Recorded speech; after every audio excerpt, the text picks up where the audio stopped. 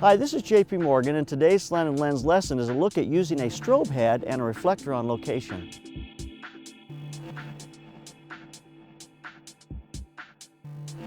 When we were shooting Liz Hernandez out in the desert, we would set a reflector up first to try to get a nice light, give that as our key light. If that didn't quite work, we would quickly add a strobe, usually a Hensel Portipac with a beauty dish on it, give us a nice highlight on her face, and that would become our key. The reflector became our fill. So today we're going to look at that workflow as we go through several shots to show you how the reflector and the strobe work together. We're going to show you using one strobe head and a reflector on location. In this first shot we set up with Liz, my meter gave me a reading of f20 at 1/100th of a second. This really gave a nice deep blue sky with white clouds, but Liz was pretty dark. Even with the reflector, it didn't open up her face enough. It did give us a nice fill light on her, but really not a nice key.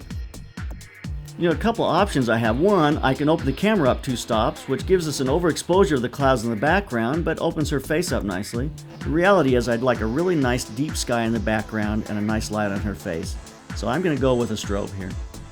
Using a beauty dish on half power with no grid on it, it creates a really nice, pretty look on her face. The clouds look great, the sky is good.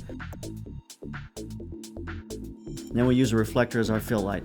This really becomes a nice 3-light setup as we have key, strobe, reflector, fill, and sun as a rim light. You know, if we want to mix it up a little bit, give us some other interesting thoughts, we can put a grid on the beauty dish which just lights her face and lets her legs fall off.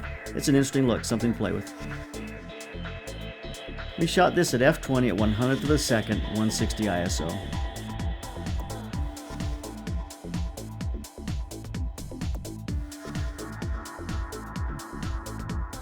In this next setup, we're going to use the sun as our key light. The strobe now is going to become the rim light, and then we're going to use a gold reflector as our fill.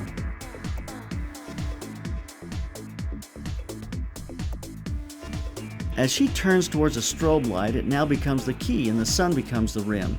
There's a wide area that she can move in that gives us really nice light on her face. As she turns towards the sun, she turns towards the strobe, we can work in that entire area. It gives us a lot of options. Here's our setup with just the reflector.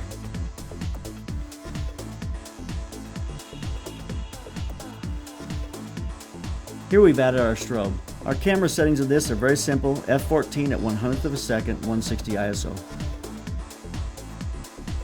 Here's a lot of other images we shot that day using our reflector as the fill and our strobe as the key. I'm using a Hensel Portipac, so it's lightweight and it's got battery power so I can just move and go.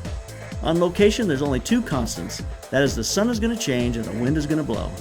If I'm shooting outside a lot, I'm going to want 2 or 3 reflectors and 1 strobe head, and that gives me a lot of options. I can run and gun with that setup. Some people are going to use a Canon TTL flash, which is great. Just depends on what you want to use, but whatever you do, choose what you're going to choose and use it so you become quick with it. So with that in mind, you got to be able to adapt and move quick, so just keep on clicking.